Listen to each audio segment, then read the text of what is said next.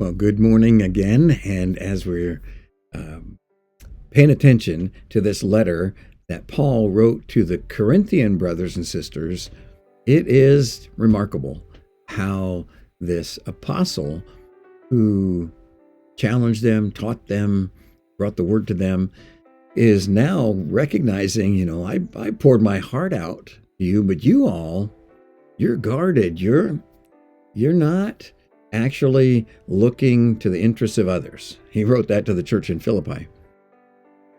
But he could have written it, and in another way, in different wording, he did write it to the church in Corinth. And he would write it, if he was writing a letter to me or to you, I think there are times in our lives when he would have written, hey, you're not paying attention to anybody but yourself. So lift your eyes up and open your heart to others, especially to those who have brought you the word. So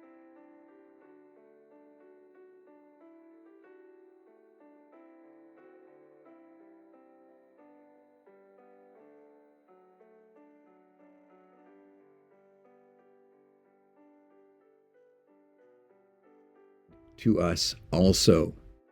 Respond to the preaching of the gospel, respond to the preachers, to the apostle in this case, with affection, the same kind of affection that has been displayed towards you. And the whole idea is that we're asking you to respond as if you were my own children. So it's scrolling across the bottom. Open your hearts to us.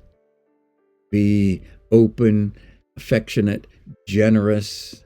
These kinds of things are not natural for most people, and especially the people in that culture, that idol worshiping, very competitive culture. They were competing with Delphi, the Oracle of Delphi on the other side of the bay, and all the popularity of the spiritualism in that region. And now the church in Corinth is challenged by the apostle to open up their hearts of affection for each other and specifically for him and those that were with him.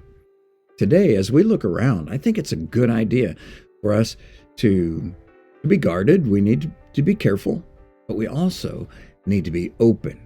Our hearts need to be open wide to certain people, those who are leading in the church.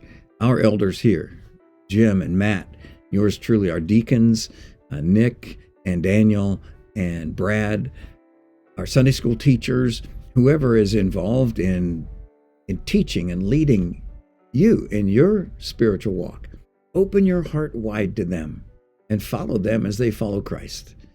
Display affection and appreciation to them for the work that they put into the lessons, to the music, whatever it is that they're doing on behalf of your spiritual blessing. Then turn that around and open your heart wide to them as well.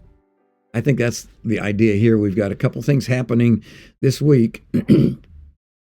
Well, one on Saturday, besides the Bible studies on Wednesday, tomorrow morning, ladies' Bible study at 9:30, everybody's Bible study at 6 p.m., with the kids also in their own program. Then Saturday morning, we're doing the Disciples Making Disciples Part 2, focusing specifically on personal evangelism. How do I share my testimony? How do I engage somebody in the conversation that moves them from thinking about dinner or the car or whatever occupies their thinking to thinking about Jesus? And then on the 19th, we're going to have the community conversation with the Fremont community and surrounding leaders, I hope, people of influence, and the church family gathered together at the middle school from 6 to 8 on the 19th. So God bless you. He loves you. We love you, and we're excited about what he's doing in your life and mine.